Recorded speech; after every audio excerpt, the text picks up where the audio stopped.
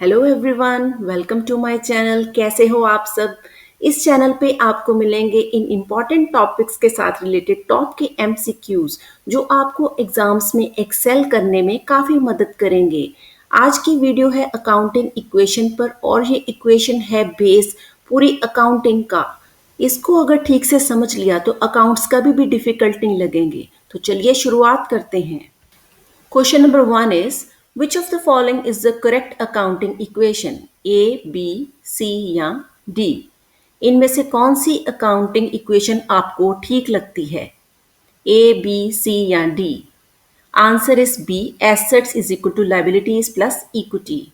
Second question. If assets is equal to 1 lakh, liability is 40,000, then what is the amount of equity? Same accounting equation follow करते हैं। Assets is equal to liabilities plus equity. अगर इस equation में हम सारी values put करेंगे तो answer आएगा हमारा 60,000। Question number 3, if equity is equal to 75,000, liabilities are 25,000, then what is the amount of assets? Same वही इक्वेशन में सारी अमाउंट्स डालिए। Assets is equal to liabilities plus equity, तो आंसर आएगा ₹1,00,000। Next question, a business purchases furniture worth ₹10,000 for cash, इसका क्या effect आएगा? देखिए, एक साइड पे तो आपने फर्नीचर खरीदा, ठीक है, फर्नीचर हमारा हो गया इंक्रीज, और फर्नीचर खरीदा कैश से तो कैश हो गया हमारा डिक्रीज। तो आंसर आएगा C, assets increase and assets decrease. Next question, a business borrows ₹50,000 from bank, bank से आपने लोन लिया, इसका क्या इफेक्ट पड़ेगा? देखिए, बैंक से लोन लेने से एक तो आपका बैंक बैलेंस बढ़ा, दूसरा आपकी लाइबिलिटी भी इंक्रीज हुई क्योंकि बैंक को पैसा वापस करना पड़ेगा। तो आंसर आएगा D. Next question, which one affects only asset side, इनमें से कौन सी एंट्री और कौन सी ट्रांजैक्शन सिर्फ एसेट साइड को ही इफेक्ट करती है? आंसर आएगा B, purchase of machinery for cash. Machinery increase हुई और कैश डिक्रीज हुआ, और ये दोनों ही एसेट हैं। Next question, which transaction increases both assets and capital, कौन सी ट्रांजैक्शन से एसेट और कैपिटल दोनों ही बढ़ते हैं? ए, बी, सी या डी? आंसर आएगा A, owner introduces cash in business, इससे आपका कैश बढ़ेगा बिजनेस में और आपकी कैपिटल भी बढ़ेगी। Next question, which of the following does not affect accounting equation, कौन सी ट्रांजैक्शन से हमारी अकाउंटिंग इक्वेशन को कोई इफेक्ट नहीं पड़ता, मतलब दोनों साइड बैलेंस होती हैं?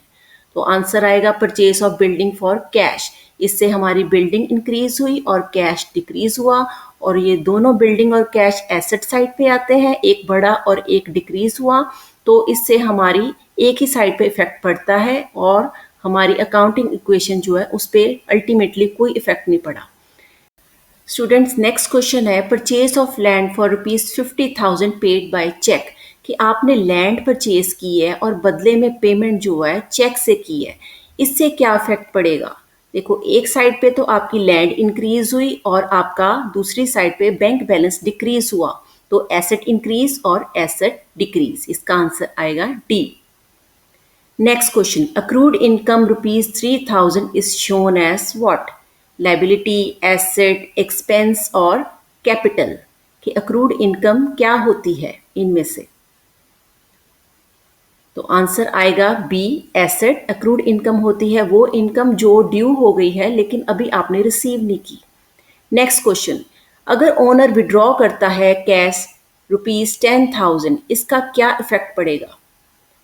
देखो, एक साइड पे तो आपका कैश डिक्रीज हो गया क्योंकि ओनर ने उसको विड्रॉ कर लिया, दूसरी साइड पे हमारी कैपिटल डिक्रीज हुई और कैपिटल डिक्रीज होने से हमारी इक्विटी डिक्रीज हुई, तो इसका आंसर आएगा C, assets decrease, equity decrease. Next question, goods worth ₹8,000 sold for cash at cost price, इसका क्या इफेक्ट आएगा? कि आपने गुड्स जो 8,000 के सेल किए कैश पे, देखो एक साइड पे तो आपका कैश जो है वो बढ़ गया क्योंकि आपने गुड्स बेचे, और दूसरी साइड पे आपका स्टॉक कम हो गया, तो आंसर आएगा C, assets increase and assets decrease. Next question, prepaid insurance ₹5,000 is an example of what? अगर आपने इंश्योरेंस का एक्सपेंस पहले ही पे कर दिया है ड्यू होने से पहले, तो ये क्या होगा? ए, बी, सी या डी? तो आंसर है C, asset. Next question, outstanding rent ₹2,000 is. Outstanding rent मतलब जो आपने रेंट अभी ड्यू हो चुका था लेकिन आपने अभी तक पेमेंट नहीं की, उसे आप क्या बोलेंगे? एसेट, कैपिटल, एक्सपेंस या फिर लाइबिलिटी? तो आंसर आएगा डी, ये आपकी लाइबिलिटी है। Next question, depreciation of ₹3,000 charge on machinery, इसका क्या इफेक्ट पड़ेगा? जो आप डेप्रिसिएशन चार्ज करते हो मशीनरी पे, देखो एक तो आपकी डेप्रिसिएशन एक एक्सपेंस है। अगर आपका एक्सपेंस इंक्रीज होगा तो आपका प्रॉफिट जो है वो कम होगा, प्रॉफिट कम हुआ तो आपकी इक्विटी जो है वो कम हो जाएगी। दूसरी साइड पे डेप्रिसिएशन आपने मशीनरी पे चार्ज की तो मशीनरी की वैल्यू भी कम हो जाएगी। तो आंसर आएगा B, asset decrease and equity भी डिक्रीज।